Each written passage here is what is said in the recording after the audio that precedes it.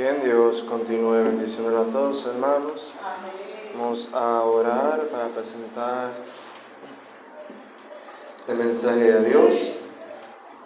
Oremos. Padre, gracias. Venimos ante ti, oh Dios, reconociendo tu grandeza, tu belleza, tu poder, tu santidad, tu soberanía, tu fidelidad, tu misericordia, tu clemencia, tu justicia, tu verdad, Padre. Reconociendo también nuestra debilidad, nuestra necesidad, nuestra realidad, Dios. Te pedimos que tú nos ayudes cada día a obedecerte, serte fieles. Que en este momento sea usted hablando en nuestras vidas y que esto que veamos aquí sea el reflejo de nuestra vida y que podamos obedecerlo y replicarlo. Que este sea el mismo sentir de nosotros. En nombre de Jesús. Amén. Bien, hermanos, qué bendición poder estar aquí nuevamente y poder seguir compartiendo de este Salmo 119, que como ya bien sabemos, es un salmo extenso y ya hemos abarcado gran parte de lo que es este Salmo 119. En el día de hoy nos toca esta sesión que está comprendida desde los versos 81 al 88, subtitulado o acompañado en la parte de arriba por la letra K. Y vamos a estar hablando bajo el tema Nuestra esperanza de salvación. En Jesús tenemos una esperanza de salvación. Cuando hablamos de esta salvación, podemos llevarla a muchos planos, muchos contextos de nuestras vidas, o muchos contextos donde la persona puede ser salvada. Pero en Cristo tenemos esperanza, como vieron el salmo pasado, no sé si ustedes han fijado, que todos estos salmos guardan como llevan una línea. El salmo pasado hablando de esperar en Dios, de eso es lo que nos diferencia, nos destaca. Y aquí vemos que en Cristo tenemos una esperanza de que vamos a ser salvados. ¿Está bien? ¿Cuándo? ¿Cómo? Ya esos son otros detalles, pero en Cristo hay salvación. Este salmo vemos que es una oración. Cuando ustedes lo leen, pueden sentir al salmista en un momento difícil, un momento muy difícil, pero pueden sentir que es una oración de comienzo a fin. Él y Dios, él hablándole a Dios de su situación, él preguntándole a Dios cosas y él pidiéndole a Dios. Es decir, que vemos una oración de principio a fin, no como otros salmos que veíamos también sabiduría, es decir, consejos prácticos o respuestas prácticas para la vida. Esto es una oración completamente. Y en esta oración vamos a estar viendo tres puntos. El primer punto que vamos a ver es la prolongación de la aflicción. Vamos a ver la prolongación de la aflicción, los versos 81 a 84. Una vez dice: desfallece mi alma por tu salvación, pero espero en tu palabra. Desfallecen mis ojos por tu palabra, diciendo: ¿cuándo me consolarás? Porque estoy como el odre al humo, pero no he olvidado tus estatutos. Aquí vemos la prolongación, que solamente leímos los primeros 3 versos, de la aflicción. Y vemos en esta primera parte una ilustración de la espera. Si ustedes cuando vemos que dice desfallece, como que se está apagando. ¿Y qué se está apagando aquí? El alma de esta persona, esperando la salvación, como que se están apagando los ojos de esta persona, y esta persona está como poco a poco afligiéndose o desvirtuándose. Y eso nos habla de la aflicción, de la prolongación de la aflicción. A veces la aflicción es larga, a veces la prueba es corta, a veces la prueba es, llamaríamos efímera, pero a veces la aflicción es larga, a veces la aflicción se prolonga un tiempo determinado. Ahora bien, ¿qué debemos hacer cuando esa aflicción, cuando ese sufrimiento se prolonga un tiempo determinado? ¿Qué cosas hizo el salmista en esa espera de la salvación, de la liberación del sufrimiento? Bueno, eso lo vamos a ver más adelante. Pero algo que llama la atención es que aunque él está desfalleciendo, aunque él está mermando, bajando, se está desvirtuando, él permanece fiel a Dios. Él dice, yo estoy desfalleciendo, me estoy apagando, pero espero en tu palabra. Es como yo estoy bajando, pero estoy ahí. Es la idea. Y es que el creyente puede menguar su espíritu, sus ojos pueden fallarle, pero todavía debe seguir esperando en Dios. Podemos bajar un poco, pero todavía seguir esperando en Dios. El sufrimiento a veces puede ser largo, pero debemos permanecer firmes en Dios. El creyente puede ser afligido, pero no aplastado. Puede estar perplejo, pero no desesperado. Puede ser perseguido, pero no desamparado. Puede ser derribado, pero no destruido. Ciertamente vendrá aflicción en nuestras vidas y como seres humanos vamos a reaccionar a la aflicción. Pero tenemos una esperanza. Pero tenemos que permanecer firmes en la aflicción. Vamos a sentirnos cansados, somos humanos. El Señor fue humano y vemos en la Biblia que el Señor tuvo sed, tuvo hambre y otras cosas. Si nosotros como humano vaya a la aflicción y vamos a tener cansancio, vamos a estar agotados, vamos a estar tal vez un poco ansiosos, vamos a estar perplejos, sorprendidos ante una situación. Vamos a estar afligidos, pero no aplastados, no desesperados, derribados, pero no destruidos. Vamos a 2 Corintios 4, donde vamos a ver el apóstol Pablo hablando un poco más de eso. 2 Corintios 4, del 8 al 9.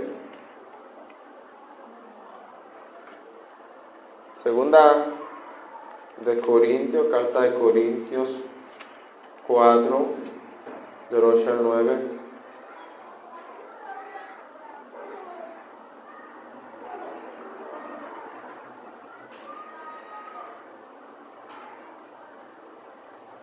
¿Tienen todos? Esa es la palabra de Dios. Vamos a leer desde el 7 para tener el contexto. Pero tenemos este tesoro en vasos de barro,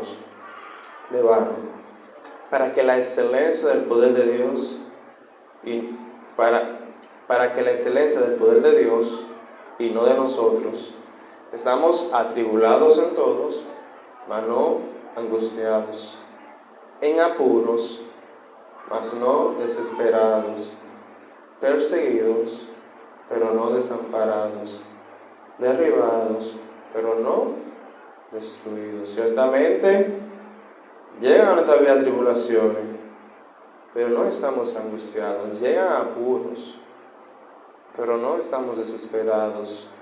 Llegará persecución. Tal vez no tenemos persecución física, pero sí tenemos persecución de otra índole, social, personal.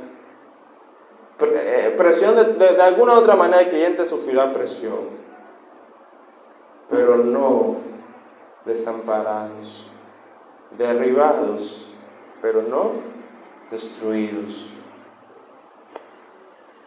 Aquí también vemos, además de la prolongación de esa aflicción, de que el creyente cuando pasa por esa aflicción puede que sienta ese cansancio, ese agotamiento, puede que tal vez no vea de manera cercana la salvación, pero permanece fiel. Además vemos una ilustración, una imagen, un ejemplo que se nos brinda acá en el verso 83. Dice, porque estoy como el odre al humo, pero no he olvidado tus estatutos. Sabemos que el odre es una bolsa, es decir, un lugar donde guardaban el vino, donde guardaban el agua, era como una cantimplora, podemos decir así, pero de piel.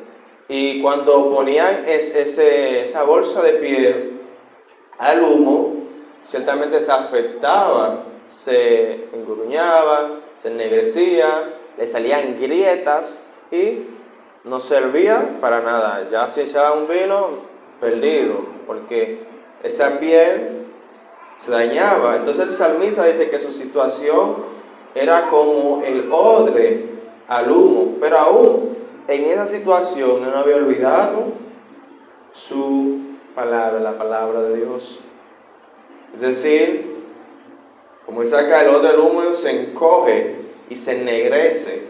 El creyente acosado, afligido, puede sentirse cansado, puede sentirse desgastado, puede sentirse arrugado, encogido, feo, de tanto esperar, pero no está desesperanzado mientras tenga la palabra de Dios. Podemos sentirnos cansados, agotados, afligidos, encogidos, mermados, pero mientras tengamos la palabra de Dios, ella es nuestro aliento, ella es nuestra esperanza. Entonces, ya hemos visto la prolongación de la aflicción. La dificultad del sufrimiento no siempre será efímero, a veces durará mucho tiempo, y en ese tiempo seremos afectados. Es lo que vemos acá. Ahora bien, también vemos una descripción de la aflicción en los versos 85 al 87, donde dice: los soberbios me han cavado hoyos, mas no proceden según tu ley. Todos tus mandamientos son verdad, sin causa me persiguen, ayúdame. Casi me han echado por tierra, pero no he dejado tus mandamientos. Vemos aquí la descripción de la aflicción. Ya vimos anteriormente que la aflicción, el sufrimiento puede ser prolongado, pero también vemos aquí que la aflicción es incómoda. El sufrimiento es incómodo, es necesario, pero a nadie le gusta sufrir. Es una realidad, a nadie le gusta el sufrimiento. Un ejemplo, los padres o los hijos cuando cometen una falta, los hijos no les gustan que le corrijan, pero les es necesario. Igualmente a los padres tal vez no les guste corregir, pero es necesario, es lo que se debe hacer para que todo salga bien. Entonces, la aflicción es prolongada, vemos acá, pero también es incómoda. El sufrimiento es incómodo a la persona. Aquí vemos también, además en esta descripción de la aflicción, vemos un agente de la aflicción que hemos visto anteriormente. Dice el verso 85, los soberbios me han cavado hoyos. Y esta palabra soberbios la habíamos visto anteriormente en el verso 69, donde dice: contra mí forjaron mentira, ¿quiénes? Los soberbios. Y en el verso 78 también, donde dice: sean avergonzados, ¿quiénes? Los soberbios. Es decir, las mismas personas se muestran aquí como agentes de sufrimientos.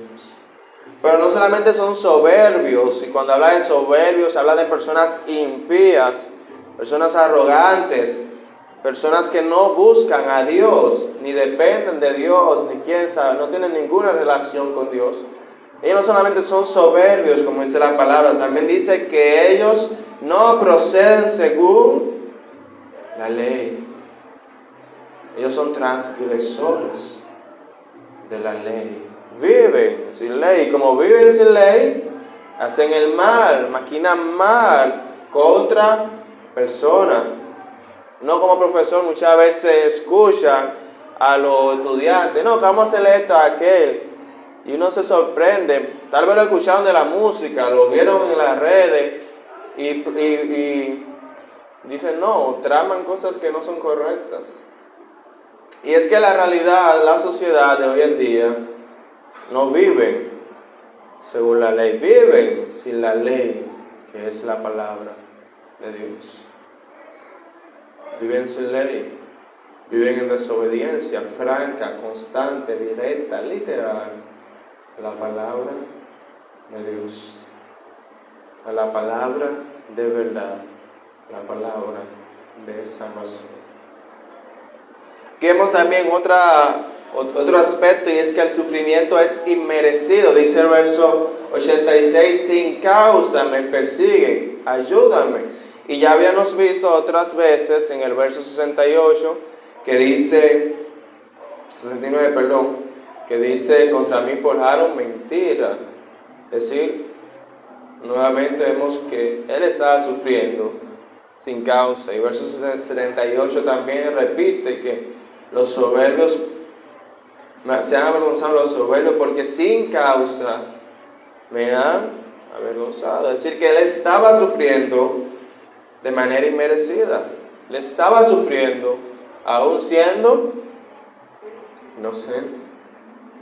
Y eso nos dice, hermanos, que nosotros, aún siendo inocentes, aún haciendo lo correcto, sufriremos. Que no nos agarre por sorpresa. Ay, pero estoy pasando por una aflicción. Hermano, la Biblia lo dice ya. Debemos estar preparados para sufrir sin causa. No hay que buscarle vuelta. Ya hablamos la vez pasada. Dios tiene un plan con el sufrimiento. Pero vivimos en un mundo hostil. Vivimos en un mundo de personas que no buscan a Dios, ni siguen la ley de Dios. ¿Qué nos espera?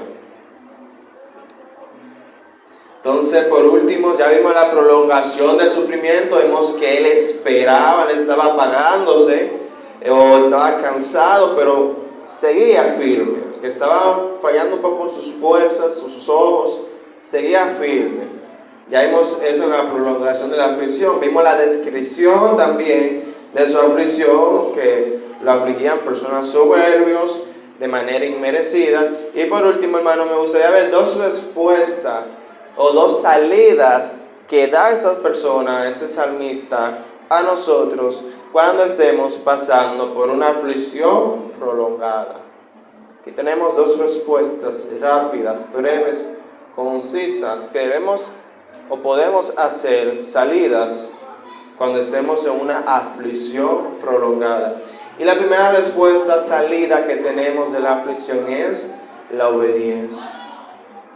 Primera salida de la aflicción es la obediencia.